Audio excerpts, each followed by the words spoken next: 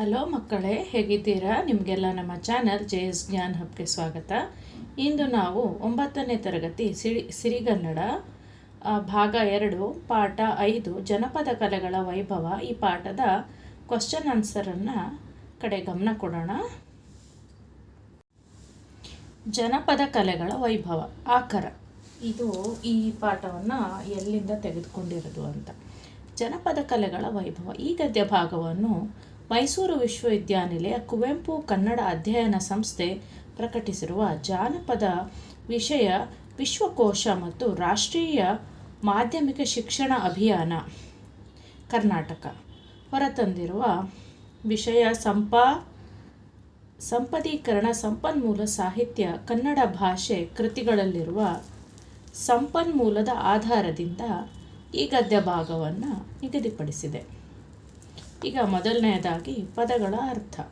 ಏಕತಾನತೆ ಅಂದರೆ ಒಂದೇ ರೀತಿಯ, ಕಾಳಗ ಯುದ್ಧ, ಗಿರಕಿ ತಿರುಗು, 4 ಗೊಂಡೇವ ಬಣ್ಣ ಬಣ್ಣದ ದಾರದ ಗೊಂಚಲು, 5ನೇದು ಚಕ್ರಮಂಡಿ ಯಕ್ಷಗಾನ ನೃತ್ಯದ ಒಂದು ಹೆಜ್ಜೆ, 6ನೇದು ಚಂಡೆ ಚರ್ಮವಾದ್ಯ, 7 ದೀವಟಿಗೆ ಪಂಜು, 8 ಒಟ್ಟು ಅಂದರೆ ವೃತ್ತಾಕಾರ ಅಂತ, ಬಟ್ಟು ಅಂದರೆ ವೃತ್ತಾಕಾರದ, 9ನೇದು ರಾಳ ಅಂದರೆ ಬೆಂಕಿಯ ಜ್ವಾಲೆ ಹಚ್ಚಿಸಲು ಬಳಸುವ ಪುಡಿ, 10ನೇದು ವಾಡಿಕೆ ಅಂದರೆ ರೂಢಿ, 11 ಕಥನ ಕವನ ಹಾಡಿನ ಮೂಲಕ ಹೇಳುವ ಕತೆಗೆ ಕಥನ ಕವನ ಅಂತ ಹೇಳ್ತಾರೆ. 12ನೇದು ಕುಬ್ಜೆ ಅಂದರೆ ಗೂನ ಬೆನ್ನಿನವಳು ಅಂತ ಅಂದರೆ ಮಂಥರೆ.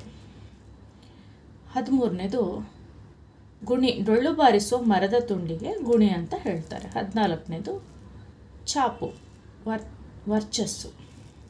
15 ನೇಪಥ್ಯ ಅಂದರೆ ತಲೆಯ ಹಿಂಭಾಗ. 16 ಮಂತ್ರಮುಗ್ಧ ಪರವಶ. 17ನೇದು ಹಾಸುಹೊಕ್ಕು ಆವರಿಸು.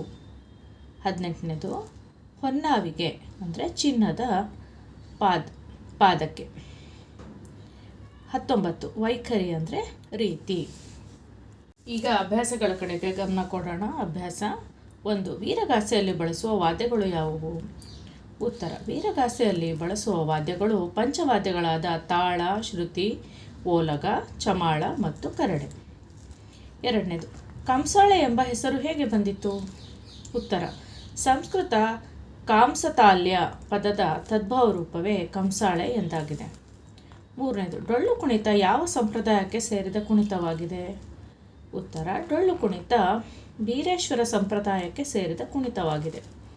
4ನೇದು ಭರಮದೇವರ ಗುಡಿಯ ಮುಂದೆ ಡೊಳ್ಳಿನ ಹಾಡುಗಳ ಕಾರ್ಯಕ್ರಮ ಯಾವಾಗ ನಡೆಯುತ್ತದೆ? ಉತ್ತರ: ಭರಮದೇವರ ಗುಡಿಯ ಮುಂದೆ ಡೊಳ್ಳಿನ ಹಾಡುಗಳ ಕಾರ್ಯಕ್ರಮವು ಶ್ರಾವಣ ಸೋಮವಾರ, ಅಮಾವಾಸ್ಯೆಯ ದಿನ ಮತ್ತು ಯುಗಾದಿಯಂದು ಪಲ್ಲಕ್ಕಿ ಉತ್ಸವದ ತರುವಾಯ ನಡೆಯುತ್ತದೆ. 5 ಯಕ್ಷಗಾನದ 3 ಶೈಲಿಗಳು ಯಾವುವು?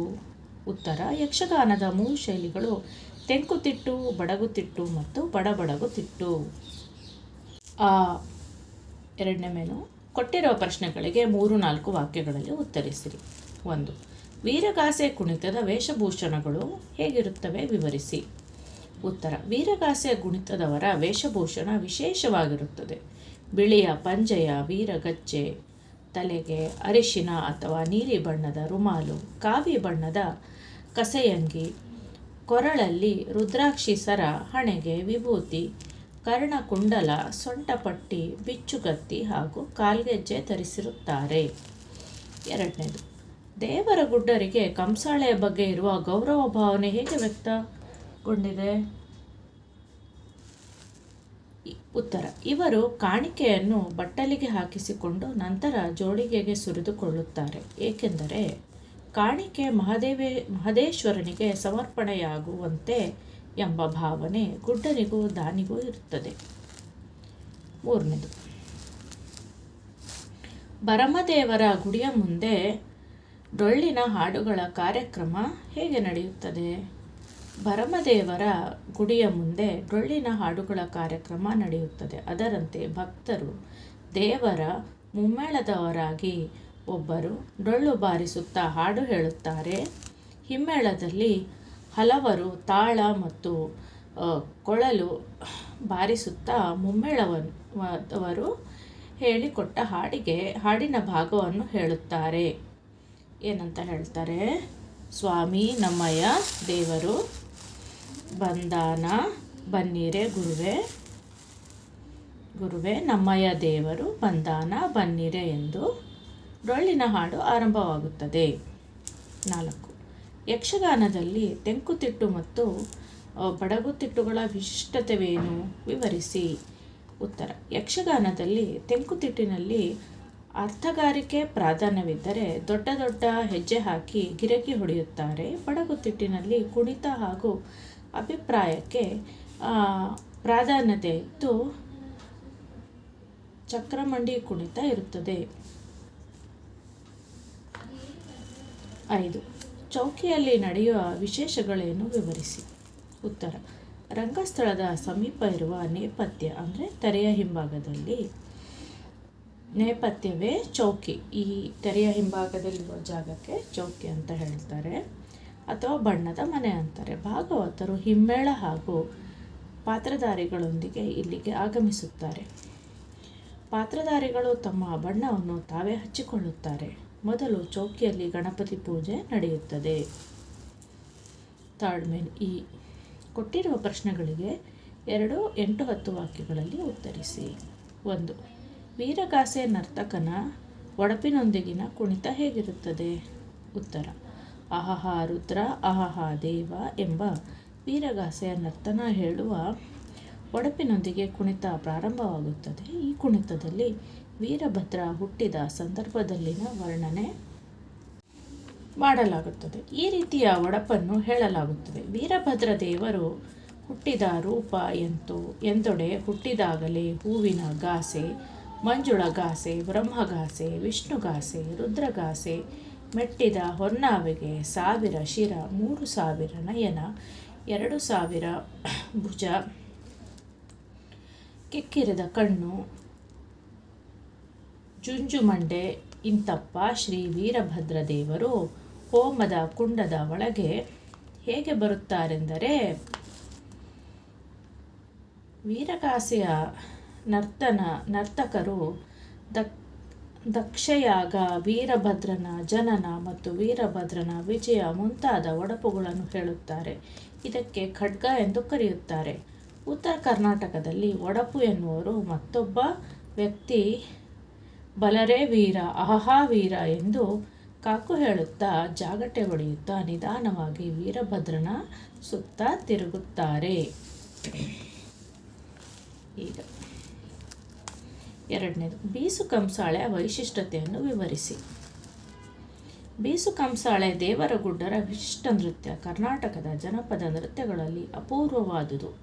ಇದರಲ್ಲಿ ತಾರ್ಬಟ್ಲು ಮುಂತಾದ ಬಗೆಗಳಿವೆ. 4 ಮಂದಿ ಗುಡ್ಡರು ಒಂದು ಕಡೆ ನಿಂತು ಲಿಂಗ ಬಾ ಮುದ್ದು ಲಿಂಗ ಬಾ ನಮ್ಮ ಮಾದಯ್ಯನ ಲಿಂಗ ಬಾ ಎಂದು ಹಾಡುತ್ತಾರೆ. ಕಂಸಾಳೆ ಹಿಡಿದ ಗುಡ್ಡ ತಾಳಕ್ಕೆ ತಕ್ಕಂತೆ ವಿವಿಧ ವಿನ್ಯಾಸದಲ್ಲಿ ಬಾರಿಸುತ್ತಾ ಕುಣಿಯುತ್ತಾರೆ.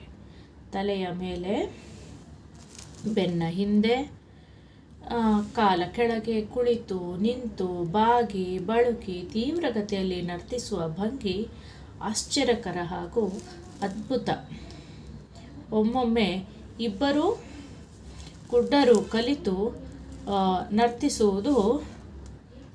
ನರ್ತಿಸುವುದುಂಟು. ಒಬ್ಬರ ಕಂಸಾಳೆಗೆ ಮತ್ತೊಬ್ಬರು ಕುಟ್ಟುತ್ತಾ ಕುಣಿಯುವ ವೈಖರಿ ಆಕರ್ಷಕವಾಗಿರುತ್ತದೆ.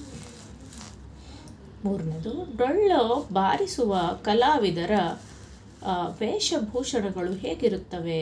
ಉತ್ತರ. ಡೊಳ್ಳು ಚರ್ಮದ ವಾದ್ಯ.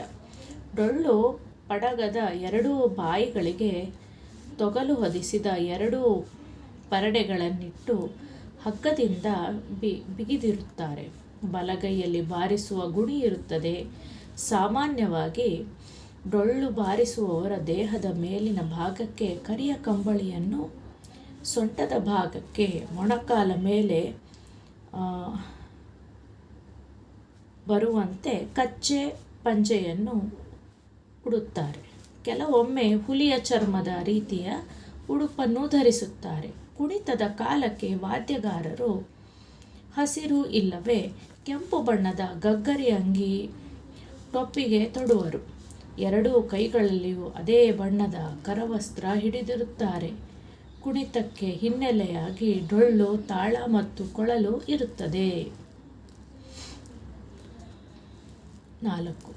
ಯಕ್ಷಗಾನದ ವೈಶಿಷ್ಟ್ಯ ಹಾಗೂ ಪೂರ್ವ ರಂಗದ ಉದ್ದೇಶವೇನು? ಯಕ್ಷಗಾನದ ವೈಶಿಷ್ಟ್ಯ ಮತ್ತು ಪೂರ್ವರಂಗದ ಉದ್ದೇಶ ಏನು ಅಂತ ಕೇಳ್ತಿದ್ದಾರೆ. ಯಕ್ಷಗಾನದ ಪೂರ್ವರಂಗ ವೈಶಿಷ್ಟ್ಯವಾದುದು. ಮೊದಲು ಚೌಕಿಯಲ್ಲಿ ಗಣಪತಿ ಪೂಜೆ ನಡೆಯುತ್ತದೆ. ತದನಂತರ ಕೋಡಂಗಿಗಳು ರಂಗ ಪ್ರವೇಶಿಸುವರು. ಗಣಪತಿ ಸ್ತುತಿಯ ಬಳಿಕ ವಿಷ್ಣು, ಪರಮೇಶ್ವರ, ದುರ್ಗೆ ಮೊದಲಾದ ದೇವತೆಗಳ ಸ್ತುತಿಯನ್ನು ಭಾಗವತರು ಮಾಡುತ್ತಾರೆ. ಹಾಡಿನ ಅನಂತರ ಭಾಗವತರಿಂದ ಸಂಭಾವನೆ, ಅನಂತರ ಕೋಡಂಗಿಗಳ ಕುಣಿತ ಕುಪ್ಪಳಿಸಿ ಪ್ರೇಕ್ಷಕರನ್ನು ರಂಜಿಸುತ್ತಾರೆ. ಅನಂತರ ಬಾಲ ಗೋಪಾಲರ ಆಗಮನ ಹಾಗೂ ಸ್ತ್ರೀವೇಷಗಳ ಕುಣಿತ.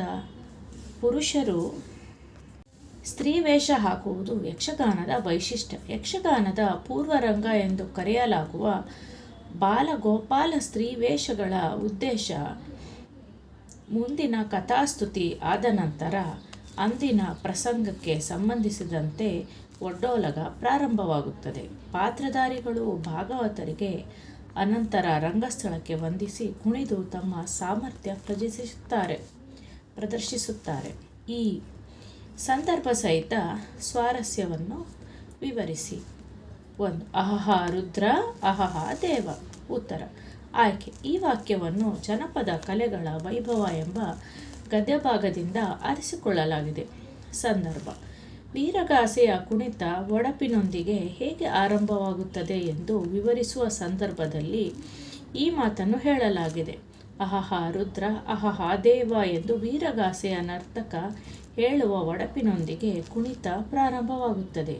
ಈ ಕುಣಿತದಲ್ಲಿ ವೀರಭದ್ರ ಹುಟ್ಟಿದ ಸಂದರ್ಭದ ವರ್ಣನೆ ಮಾಡಲಾಗುತ್ತದೆ. ಸ್ವಾರಸ್ಯ: ವೀರಗಾಸೆಯ ಹೆಸರಿಗೆ ತಕ್ಕಂತೆ ಉತ್ಸಾಹ ತುಂಬಿದ ವೀರತನದ ಮಾತುಗಳಿಂದ ಕುಣಿತ ಆರಂಭವಾಗುವುದು ಸ್ವಾರಸ್ಯವಾಗಿದೆ. 2. ಭಲರೇ ವೀರ, ಅಹಹ ವೀರ. ಆಯ್ಕೆ. ಈ ವಾಕ್ಯವನ್ನು ಜನಪದ ಕಲೆಗಳ ವೈಭವ ಎಂಬ ಗದ್ಯದಿಂದ ಆರಿಸಿಕೊಳ್ಳಲಾಗಿದೆ. ಸಂದರ್ಭ: ವೀರಗಾಸೆಯ ಕುಣಿತದ ಸಂದರ್ಭದಲ್ಲಿ ನೃತ್ಯಗಾರ ಖಡ್ಗ ಅಥವಾ ಒಡಪಿನೊಂದಿಗೆ ಕುಣಿತ ಪ್ರಾರಂಭಿಸುತ್ತಾನೆ. ಅದಕ್ಕೆ ಉತ್ತೇಜನ ನೀಡುವಂತೆ ಮತ್ತೊಬ್ಬ ಭಲರೇ ವೀರ, ಅಹಹ ವೀರ ಎಂದು ಕಾಕು ಹೇಳುತ್ತಾನೆ. ಜಾಗಟೆ ಬಡಿಯುತ್ತಾ ನಿಧಾನವಾಗಿ ವೀರಭದ್ರನ ಸುತ್ತ ತಿರುಗುತ್ತಾನೆ ಎಂದು ಈ ಸಂದರ್ಭದಲ್ಲಿ ಹೇಳಲಾಗಿದೆ. ಸ್ವಾರಸ್ಯ: ವೀರಗಾಸೆ ಸಂಪ್ರದಾಯದಲ್ಲಿ ಒಡಪಿಗೆ ತಕ್ಕಂತೆ ಕಾಕು ಹಾಡುತ್ತಾ ಕುಣಿಯುವವನಿಗೆ ಪ್ರೇರಣೆ ನೀಡುವುದು ಸ್ವಾರಸ್ಯಕರವಾಗಿದೆ. 3. ಏಳ್ಮಲೆ ಹೆತ್ತಯ್ಯ ನಮ್ಮಪ್ಪಾಜಿ ಮಾಯ್ಕಾರ ಮಾದೇವ ನಿನ್ನ ಪಾದವೇ ಗತಿ ಕಣಪ್ಪ ಶರಣಾರ್ಥಿ. ಈ ಸಂದರ್ಭ ಯಾವಾಗ ಇದನ್ನು ಹೇಳ್ತಾರೆ? ಉತ್ತರ. ಆಯ್ಕೆ. ಈ ವಾಕ್ಯವನ್ನು ಜನಪದ ಕಲೆಗಳ ವೈಭವ ಎಂಬ ಗದ್ಯಭಾಗದಿಂದ ಆರಿಸಲಾಗಿದೆ. ಸಂದರ್ಭ: ಕಂಸಾಳೆಯ ಗುಡ್ಡರು ತಮ್ಮ ಪವಿತ್ರ ಸಾಧನವಾದ ಕಂಸಾಳೆಯನ್ನು ಭಕ್ತಿ ಹಾಗೂ ಗೌರವ ಭಾವನೆಯಿಂದ ಕಾಣುವ ಬಗೆಯನ್ನು ತಿಳಿಸುವ ಸಂದರ್ಭದಲ್ಲಿ ಈ ಮಾತನ್ನು ಉದಾಹರಿಸಲಾಗಿದೆ. ಕಂಸಾಳೆಯ ಮಹಿಮೆ ಅಪಾರ ಎಂದು ಭಾವಿಸುವ ಗುಡ್ಡರು ಅದನ್ನು ಕೈಗೆತ್ತಿಕೊಳ್ಳುವ ಮೊದಲು ಏನು ಹೇಳ್ತಾರೆ? ಕಂಸಾಳೆನ ಕೈಗೆತ್ಕೊಳ್ಳೋಕ್ಕಿಂತ ಮುಂಚೆ ಏಳ್ಮನೆ ಹತ್ತಯ್ಯ ನಮ್ಮಪ್ಪಾಜಿ ಮಾಯ್ಕಾರ ಮಾದೇವ ನಿನ್ನ ಪಾದವೇ ಗತಿ ಕಣಪ್ಪ ಶರಣಾರ್ಥಿ ಎಂದು ಹೇಳುತ್ತಾರೆ. ನಮಸ್ಕರಿಸಿ ಕಣ್ಣಿಗೊತ್ತಿಕೊಂಡು ಅನಂತರ ಬಾರಿಸಲು ಪ್ರಾರಂಭಿಸುವರು. ಈಗ ಸ್ವಾರಸ್ಯ: ಗುಡ್ಡರಿಗೆ ಕಂಸಾಳೆ ಹಾಗೂ ಮಹದೇಶ್ವರನ ಬಗ್ಗೆ ಹೊಂದಿರುವ ಭಕ್ತಿ ಗೌರವಗಳು ಈ ಮಾತುಗಳಲ್ಲಿ ಸ್ವಾರಸ್ಯಕರವಾಗಿ ವ್ಯಕ್ತವಾಗಿದೆ. 4. ಸ್ವಾಮಿ ನಮ್ಮಯ್ಯ ದೇವರು ಬಂದಾನ ಬನ್ನೀರೆ, ಇದು ಯಾವಾಗ ಹೇಳ್ತಾರೆ? ಉತ್ತರ. ಆಕೆ ಈ ವಾಕ್ಯವನ್ನು ಜನಪದ ಕಲೆಗಳ ವೈಭವ ಎಂಬ ಗದ್ಯ ಭಾಗದಿಂದ ಆರಿಸಿಕೊಳ್ಳಲಾಗಿದೆ. ಸಂದರ್ಭ: ಡೊಳ್ಳು ಕುಣಿತದ ಸಂದರ್ಭದಲ್ಲಿ ಹಾಡುವಾಗ ಹಾಡಿನ ವೈಶಿಷ್ಟ್ಯದ ಬಗ್ಗೆ ತಿಳಿಸುವ ಸಂದರ್ಭದಲ್ಲಿ ಅವರು ಹಾಡುವ ಹಾಡನ್ನು ಉದಾಹರಿಸಲಾಗುತ್ತದೆ. ಯುಗಾದಿಯಂದು ಪಲ್ಲಕ್ಕಿ ಉತ್ಸವದ ತರುವಾಯ ಭರಮದೇವರ ಗುಡಿಯ ಮುಂದೆ ಮುಮ್ಮೇಳದವರು ಹೇಳಿಕೊಟ್ಟ ಹಾಡಿನ ಭಾಗವನ್ನು ಹೇಳುತ್ತಾರೆ. ಸ್ವಾರಸ್ಯ: ಡೊಳ್ಳು ಕುಣಿತದಲ್ಲಿ ಹೇಳುವ ಕಥನ ಕವನಗಳಿಗೆ ರಗಳೆ ಬಳಸಿರುವುದು ಹಾಗೂ ತಾಳಮೇಳದಿಂದ ಕೂಡಿರುವ ಹಾಡನ್ನು ಜತನವಾಗಿ ಕಾಯ್ದುಕೊಂಡು ಬಂದಿರುವುದು ಸ್ವಾರಸ್ಯವಾಗಿದೆ. 5. ದುಷ್ಟ ನಿಗ್ರಹ ಶಿಷ್ಟ ಪರಿಪಾಲನೆ. ಉತ್ತರ. ಈ ವಾಕ್ಯವನ್ನು ಜನಪದ ಕಲೆಗಳ ವೈಭವ ಎಂಬ ಗದ್ಯಭಾಗದಿಂದ ಆರಿಸಿಕೊಳ್ಳಲಾಗಿದೆ. ಸಂದರ್ಭ: ಯಕ್ಷಗಾನದ ಪ್ರಸಂಗವನ್ನು ರಚಿಸುವಾಗ ಪ್ರಮುಖವಾಗಿ ಪಾಟಿಸಲಾಗುವ ತತ್ವಗಳನ್ನು ಕುರಿತು ಈ ಸಂದರ್ಭದಲ್ಲಿ ಹೇಳಲಾಗಿದೆ. ಯಕ್ಷಗಾನ ಜನರಲ್ಲಿ ಧಾರ್ಮಿಕ ಮತ್ತು ನೀತಿ ಪ್ರಜ್ಞೆಗಳನ್ನು ಬೆಳೆಸಲು ಸಹಕಾರಿಯಾಗಿದೆ. ಯಕ್ಷಗಾನ ಪ್ರಸಂಗಗಳನ್ನು ರಚಿಸಿದವರು ದುಷ್ಟ ನಿಗ್ರಹ ಶಿಷ್ಟ ಪರಿಪಾಲನೆ ತತ್ವಗಳನ್ನು ಪ್ರಸಂಗಗಳನ್ನು ಅಳವಡಿಸಿರುತ್ತಾರೆ. ಸ್ವಾರಸ್ಯ: ಯಕ್ಷಗಾನ ಕೇವಲ ಮನರಂಜನೆ ಮಾತ್ರವಾಗಿರದೆ ಜನರಲ್ಲಿ ಮೌಲ್ಯಗಳನ್ನು ಬೆಳೆಸುವ ಮಾಧ್ಯಮವಾಗಿ ಇರುವುದು ಸ್ವಾರಸ್ಯಕರವಾಗಿದೆ. ಕೊಟ್ಟಿರುವ ಪ್ರತಿಯೊಂದು ಪ್ರಶ್ನೆಗೂ 4 ಸಂಭಾವ್ಯ ಉತ್ತರಗಳನ್ನು ನೀಡಿವೆ. ಅವುಗಳನ್ನು ಸೂಕ್ತ ಉತ್ತರವನ್ನು ಆರಿಸಿ ಬರೆಯಿರಿ. 1. ವೀರಗಾಸೆ ಡ್ಯಾಶ್ ಸಂಪ್ರದಾಯಕ್ಕೆ ಸೇರಿದ ನೃತ್ಯ. ಶೈವ, ವೈಷ್ಣವ, ಬೀರೇಶ್ವರ, ಶ್ರೀ ವೈಷ್ಣವ. ನಾವು ಶೈವ ಅಂತ ಬರೀಬೇಕು. 2ನೇದು, ಕಂಸಾಳೆ ಗುಡ್ಡರು ಕಂಸಾಳೆಯನ್ನು ಕೈಗೆತ್ತಿಕೊಳ್ಳುವ ಮೊದಲು ಡ್ಯಾಶ್ ದೇವರನ್ನು ಸ್ಮರಿಸುತ್ತಾರೆ. ಮಹಾದೇಶ್ವರ ದೇವನನ್ನು. ಭೈರವೇಶ್ವರ, ಮಹದೇಶ್ವರ, ನಂಜುಂಡೇಶ್ವರ, ವೈದ್ಯೇಶ್ವರ ಅಂತ ಇದೆ. ನಾವೇನು ಮಾಡಬೇಕು? ಮಹದೇಶ್ವರ ಅನ್ನೋದಕ್ಕೆ ಡ್ಯಾಶಸಿಗೆ ಫಿಲ್ ಮಾಡಬೇಕು. 3ನೇದು, ಡೊಳ್ಳು ಕುಣಿತದ ಕಲಾವಿದರು ಹಾಡುವ ಬೀರೇಶ್ವರ ದೇವರ ಹಾಡು ಡ್ಯಾಶ್ಗೆ ಉದಾಹರಣೆ. ಭಕ್ತಿಗೀತೆ, ಭಾವಗೀತೆ, ಕಾವ್ಯಗೀತೆ, ಜನಪದ ಗೀತೆ. ಕಾವ್ಯಗೀತೆಗೆ ಅಂಡರ್ಲೈನ್ ಮಾಡಬೇಕು. 4. ಯಕ್ಷಗಾನದಲ್ಲಿ ರಂಗಸ್ಥಳದ ಸಮೀಪ ಇರುವ ನೇಪಥ್ಯವನ್ನು ಡ್ಯಾಶ್ ಎಂದು ಕರೆಯುತ್ತಾರೆ. ವೇದಿಕೆ, ತೆರೆ, ಸಭಾಮಂಟಪ, ಚೌಕಿ. ಚೌಕಿಗೆ ಅಂಡರ್ಲೈನ್ ಮಾಡಬೇಕು. ಈಗ ಭಾಷಾ ಚಟುವಟಿಕೆ. ಕೊಟ್ಟಿರುವ ಪ್ರಶ್ನೆಗಳಿಗೆ ಉತ್ತರ ಬರೆಯಿರಿ. ಜಸ್ವ ಸಂಧಿಯ ಸೂತ್ರವೇನು? ಶ್ರುತ್ವ ಸಂಧಿಯ ನಿದರ್ಶನದೊಂದಿಗೆ ವಿವರಿಸಿ. 3. ಕೊಟ್ಟಿರುವ ಪದಗಳ ಸಂಧಿ ಹೆಸರಿಸಿ. ಇವು 3ಕ್ಕೂ ನಾನು ಆನ್ಸರ್ ಹೇಳ್ತೀನಿ ಮಕ್ಕಳೇ. ಈಗ ಕೊಟ್ಟಿರುವ ವಿಷಯಗಳನ್ನು ಕುರಿತು ಪ್ರಬಂಧ ಬರೆಯಿರಿ. 1 ಸಾವಯವ ಕೃಷಿ ಮತ್ತು ಇನ್ನೊಂದು ಮಳೆ ಕೊಯ್ಲು. ಇವೆರಡರ ಬಗ್ಗೆ ನಾನು ಶಾರ್ಟ್ ವಿಡಿಯೋ ಹಾಕಿದ್ದೀನಿ, ಅದನ್ನು ನೋಡ್ಕೊಳ್ಳಿ. ಭಾಷಾ ಚಟುವಟಿಕೆ. ಕೊಟ್ಟಿರುವ ಪ್ರಶ್ನೆಗಳಿಗೆ ಉತ್ತರ ಬರೆಯಿರಿ. ಜಸ್ವ ಸಂಧಿಯ ಸೂತ್ರವೇನು? ಉತ್ತರ. ಪೂರ್ವ ಪದದ ಕೊನೆಯಲ್ಲಿರುವ ವರ್ಗ ಪ್ರಥಮಾಕ್ಷರಕ್ಕೆ ಅಂದರೆ ಕ, ಚ, ಟ, ತ, ಪ ಗಳಿಗೆ ಅಲ್ಲದೆ ಅದೇ ವರ್ಗದ ತೃತೀಯಾಕ್ಷರಗಳು ಅಂದರೆ ಗ, ಜ, ಡ, ದ, ಬ ಗಳು ಅಂದರೆ ಜಶ್ ಅಕ್ಷರಗಳು ಆದೇಶವಾಗಿ ಬಂದರೆ ಅದೇ ಜಸ್ವ ಸಂಧಿ. 2ನೇ ಕ್ವಶನ್ನು, ಶ್ರುತ್ವ ಸಂಧಿಯನ್ನು ನಿದರ್ಶನದೊಂದಿಗೆ ವಿವರಿಸಿ. ಉತ್ತರ. ಶ, ಚ, ಛ, ಜ, ಝ, ಞ ಈ 6 ಅಕ್ಷರಗಳನ್ನು ಶ್ಚ ಎಂಬ ಸಂಜ್ಞೆಯಿಂದ ಕರೆಯಲಾಗುತ್ತದೆ. ಶ್ಚ ಅಕ್ಷರಗಳು ಆದೇಶವಾಗಿ ಬರುವ ಸಂಧಿಗಳೇ ಶ್ರುತ್ವ ಸಂಧಿಗಳು. ಉತ್ತರ. ಮಾನವನಿಗೆ ಮನಃಶುದ್ಧಿ ಇರಬೇಕು. ಈ ವಾಕ್ಯದಲ್ಲಿರುವ ಮನಃಶುದ್ಧಿ ಪದವನ್ನು ಗಮನಿಸಿ. ಮನಸ್ ಪ್ಲಸ್ ಶುದ್ಧಿ ಮನಃಶುದ್ಧಿ. ಸ ಪ್ಲಸ್ ಶು ಪ್ಲಸ್ ಉ ಪ್ಲಸ್ ಶು ಪ್ಲಸ್ ಉ ಆಗುತ್ತೆ. ಇಲ್ಲಿ ಪೂರ್ವ ಪದದ ಅಂತ್ಯದಲ್ಲಿರುವ ಸಕಾರಕ್ಕೆ ಪರಪದದ ಆದಿಯಲ್ಲಿರುವ ಶಕಾರ ಪರವಾಗಿ ಸಂಧಿಯಾದಾಗ ಪೂರ್ವ ಪದದ ಅಂತ್ಯದ ಸಕಾರಕ್ಕೆ ಶಕಾರ ಆದೇಶವಾಗಿ ಬರುತ್ತದೆ. ಮಕ್ಕಳೇ, ಇಲ್ಲಿಯವರೆಗೆ ಕ್ವಶನ್ ಆನ್ಸರ್ ಎಲ್ಲ ಮುಗೀತು. ದಯವಿಟ್ಟು ನಮ್ಮ ಚಾನಲನ್ನು ಸಬ್ಸ್ಕ್ರೈಬ್ ಮಾಡ್ಕೊಳ್ಳಿ. ಇದರಿಂದ ನಮ್ಮ ಮುಂದಿನ ವಿಡಿಯೋಸ್ ನೋಡಲಿಕ್ಕೆ ಅನುಕೂಲ ಆಗುತ್ತೆ. ನಿಮಗೆ ಅದೆರಡು ಪ್ರಬಂಧನ ನಾನು ಮತ್ತೆ ಬೇರೆ ವಿಡಿಯೋದಲ್ಲಿ ಹಾಕಿದ್ದೀನಿ. ದಯವಿಟ್ಟು ಸಹಕರಿಸಬೇಕಾಗಿ ವಿನಂತಿ. ಧನ್ಯವಾದಗಳು ಮಕ್ಕಳು.